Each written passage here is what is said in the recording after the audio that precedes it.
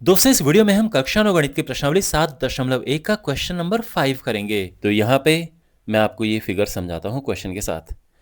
रेखा L कोण A को समद्विभाजित करती है। तो ये जो रेखा L है ये इस कोण को समद्विभाजित करती है, तो यानी ये कोण और ये कोण आपस में बराबर हैं। ठीक है, ये बराबर हैं। BP और BQ कोण A की भुजाओं पर B से डाले गए लंब हैं।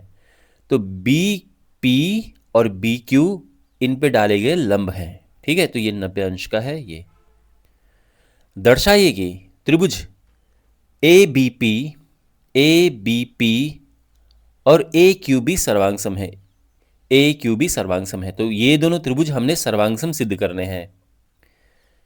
ठीक है, और उसके बाद फिर BP बराबर BQ हमने ये बताने की और ये बराबर है, तो ये तो CPCT से हो जाएगा। मेन है कि हमने इनको सर्वांगसम सिद्ध करना है, इन दोनों त्रिभुजों को। तो अब कैसे करें? तो हमेशा की तरह पहले इसको हम माइंड में सॉल्व कर लेंगे और फिर लिखना शुरू करेंगे। तो यहाँ पे क्या है? यहाँ पे देखो, ये कोण और ये कोण आपस में बराबर हैं। ये कोण और ये कोण आपस में बराबर हैं, और ये साइड दोनों के लिए कॉमन है। तो यहां पर कौन सा नियम लग रहा है? अब अगर हम देखें यहाँ पे, ध्यान से देना, यहां पे कौन सा नियम लग रहा है? तो आप एंगल साइड एंगल तो बोल नहीं सकते, क्योंकि एंगल साइड एंगल बोलने में साइड दोनों एंगल के बीच होना चाहिए, पर यहाँ पे ऐसा नहीं है। यहाँ पे साइड दोनों एंगल्स के दोनों कोणों के बीच में नहीं है, है ना? आप देख रहे हैं ना, ये जो साइड है दोनों कोणों के बीच में नहीं है, बीच में होनी चाहिए थी अगर हमें एंगल साइड एंगल लगाना पड़ता, पर एंगल साइड एंगल यहाँ पे नहीं लगेगा। इसी वजह से तो क्या लगेगा? तो यहाँ पे एंगल एंगल साइड लगेगा। एंगल एंगल साइड, ये है यहाँ पे एंगल एंगल साइड नियम से। ओके, एंगल एंगल साइड नियम से, तो ये ध्यान रखना। ठीक है, ओके। तो अब हम यहाँ पे लिखते हैं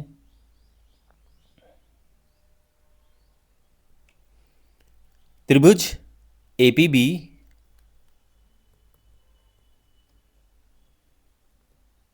और त्रिभुज AQB में। तो देखो, इसमें हमने कोई ऐसी रचना तो करनी नहीं है, सब कुछ सामने दिया है, तो सीधा ही त्रिभुजों को लेके और फिर हम सिद्ध करना शुरू कर देते हैं। ठीक है, नहीं तो पहले कुछ रचना करनी होती है, कहीं पे कुछ लाइन डालनी है, कुछ करना होता है, तो पहले वो करना होता है। पर यहाँ पे ऐसा कुछ नहीं है, यहाँ पे सब कुछ सामने दिया है।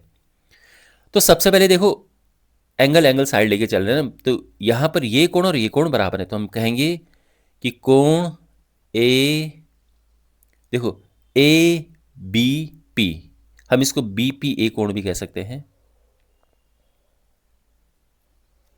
बराबर है कोण AQB के। और क्यों ये बराबर हैं? क्योंकि दोनों ही 90 अंश हैं। ठीक है, फिर दूसरा कोण है, तो यहां पर ये कोण और ये कोण बराबर है, तो कोण PAB बराबर है कोण QAB के। चूंकि जो L है, रेखा L कोण A का समद्विभाजक है, और फिर ये है AB दोनों के लिए बराबर है, तो AB बराबर AB, ये कॉमन है, उभयनिष्ठ।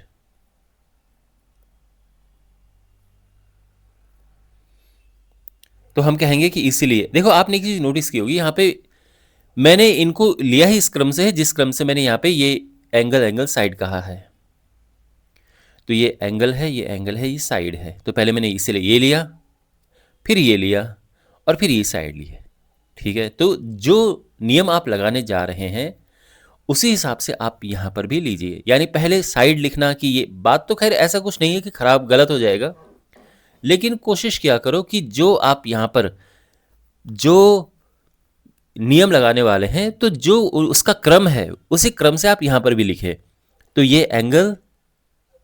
एंगल और ये साइड, तो ये ठीक है ना, तो ये क्रम ध्यान रखना। अगर आप ये सोच रहे हैं कि मैं तो इसको बीच में लिखूंगा, इसको बाद में, तो गलत नहीं है, आप लिख सकते हैं, लेकिन ज़्यादा अच्छा ये है कि आप इसको इसी क्रम में लिखें जो आप नियम इसमें लगाने जा रहे हैं। तो यहाँ पे एंगल साइड का नियम लग रहा है, तो मैंने पहले इसलिए ये लिया, फिर ये लिया, फिर ये लिया। इससे मिस्टेक होने के चांसेस और भी कम हो जाते हैं। नहीं तो कई बार लोग पहले यहाँ पे एंगल लिखते हैं, फिर साइड लिख देते हैं, फिर एंगल, और बाद में यहाँ पे लिख देते हैं एंगल साइड एंगल से। जैसे आप ये लिखोगे वैसे आपके नंबर कट जाएंगे, क्योंकि एंगल साइड एंगल यहाँ पे होगा ही नहीं, भले आपने ये एकदम सही किया हो। तो सही नियम है एंगल साइड। तो इसलिए यहाँ पे भी अपना क्रम सही बनाए रखें। ये जो आप यहाँ पे लिख रहे हैं, पहले ये एंगल, फिर ये एंगल, और फिर ये साइड। ठीक है, तो यहाँ पर आएगा त्रिभुज ABP सर्वांग सम है त्रिभुज AQB के। क्यों सर्वांग सम है? किस नियम से है?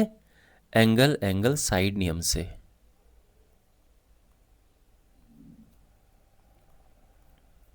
ओके, तो ये तो हो गया।